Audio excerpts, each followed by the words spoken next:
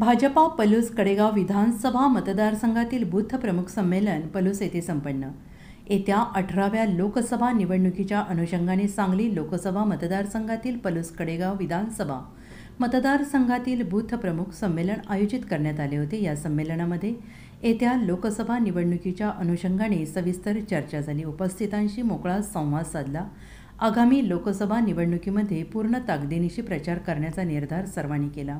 हे बूथ प्रमुख संमेलन सांगली जिल्हा पालकमंत्री सुरेश खाडे, पश्चिम महाराष्ट्र लोकसभा प्रमुख शेखर इनामदार, सांगली जिल्हा भाजपा अध्यक्ष निशिकांत भोसले पाटील, सांगली जिल्हा लोकसभा निवडणूक प्रमुख दीपक शिंदे, सांगली जिल्हा लोकसभा विस्तारक प्रकाशता बिरजे, आमदार पृथ्वीराज देशमुख, माजी जिल्हा परिषद अध्यक्ष संग्रामसिंह देशमुख तसेच पदाधिकारी आणि कार्यकर्ते यांच्या प्रमुख उपस्थितीत संपन्न झाले।